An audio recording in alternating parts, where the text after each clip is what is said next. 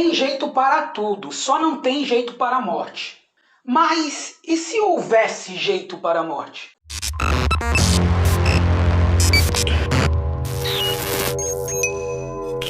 Morte e luto. Este é o tema que a Stephanie de Oliveira pediu para que a gente trouxesse aqui nesse vídeo. Eu acredito que ela pediu esse tema pelo tempo que o mundo está vivendo, pelo tempo que o mundo está passando. Então hoje nós vamos abordar esse assunto, porque é um assunto que precisa ser comentado, precisa ser ensinado. O que a Bíblia fala sobre morte e o que a Bíblia fala sobre luto. Mas antes de qualquer coisa, se você tem alguma ideia de tema para se falar, deixe aqui nos comentários, que eu vou ver o seu tema e com certeza eu vou fazer um vídeo sobre isso. E você também deve seguir a Trindade do YouTube. Você sabe qual é a Trindade do YouTube? Primeiro, você se inscreve no canal. Está aqui embaixo escrito inscreva-se. Você clica nesse botão. Segundo, você deixa o seu like. Tem um botão assim de um joinha aqui também. Aí você clica nesse botão de like. E o terceiro é compartilhar. Você aperta o botão que está escrito aqui em compartilhar e compartilha esse vídeo em algum grupo de WhatsApp. Pode ser o grupo da sua família ou o grupo da sua igreja. Isso vai ajudar a engajar o vídeo e fazer ainda por cima de bônus esse canal crescer, beleza? Tá bom. Nós somos os únicos seres vivos da Terra que sabe que a sua morte vai chegar, que sabe que a sua vida é finita, que um dia chega o fim.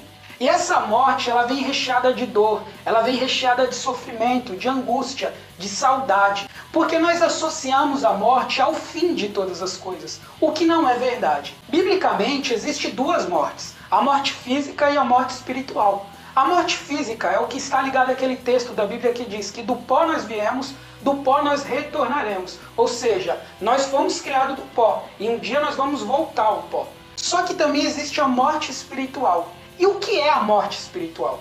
A morte espiritual é o afastamento completo ou parcial do homem e Deus. Quanto mais o homem se afasta de Deus, se afasta de Jesus Cristo, mais próximo ele está da morte e mais longe ele está do autor da vida. Quer ver um exemplo de texto bíblico que fala sobre isso? Em Gênesis capítulo 2, versículo 17, Deus fala: Adão, do dia que você comer da árvore do conhecimento do bem e do mal, certamente você morrerá. Quando Deus fala isso, eu creio que você que está aí do outro lado da tela, pensa que Deus estava falando da morte física, que Adão ele ia bater as botas ali na hora que ele estivesse comendo do fruto. Mas isso não acontece. Sabe o que a Bíblia fala depois que Adão come do fruto?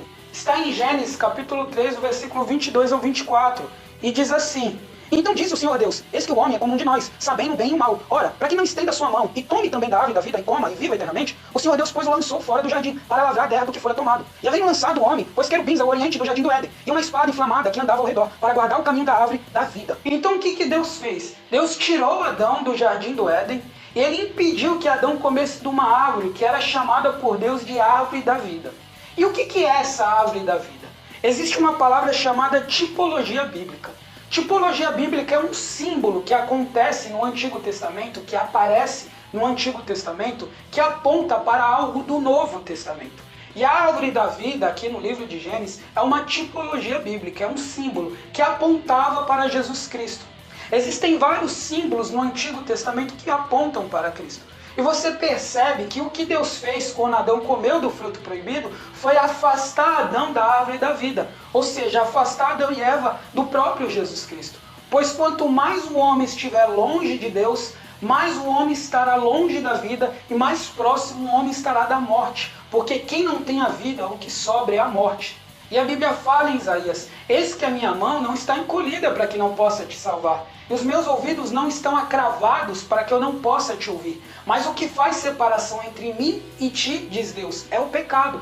Então o pecado de Adão fez com que Deus tivesse que afastar Adão da vida. Então entenda, a partir do momento que a pessoa nasce, ela é um ser eterno, ela não deixa de existir. Então o que é a morte física? A morte física nada mais é que uma passagem, como se fosse uma porta, onde a pessoa passa por essa porta e sai desse plano terreno e passa para um outro plano, o plano espiritual. E lá nesse plano espiritual, ela vai aguardar o juízo final para saber se ela vai viver eternamente próximo de Jesus Cristo ou eternamente longe de Jesus Cristo. Quando a pessoa ela vai viver eternamente longe de Jesus Cristo, aí sim ela está vivendo a verdadeira morte, que é a morte eterna. E é dessa morte que nós deveríamos se preocupar. É verdade. E luto, o que é luto biblicamente? Quando nós começamos a olhar para o senso comum, o que a maioria das pessoas pensam sobre luto, elas vão dizer que luto é um momento onde você vai se despedir pela última vez da pessoa que você ama. Mas biblicamente, luto não é isso. Quer saber o que a Bíblia fala sobre luto? Vamos para Eclesiastes, capítulo 7, do versículo 2 ao 4, que diz assim: é melhor ir a uma casa onde há luto do que a uma casa onde há festa, pois a morte é o destino de todos. Os vivos devem levar isso a sério. A tristeza é melhor do que o riso, porque o rosto triste melhora o coração.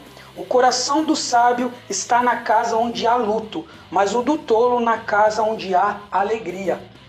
O que Salomão está querendo dizer com esse texto é que o luto é um momento de reflexão, onde nós devemos parar e analisar as nossas atitudes, o que nós temos feito, falado e pensado, para onde essas atitudes têm nos levado. Ele diz que o luto, que o lugar onde há luto melhora o coração. Por quê? No lugar onde há tristeza, no lugar onde há luto, a pessoa se autoavalia. Ela olha para dentro de si e vê aquilo que está podre e busca querer mudar aquilo. É para isso que serve o luto. Para nós nos avaliarmos, para nós refletirmos como ser humano, para nós melhorarmos o nosso coração.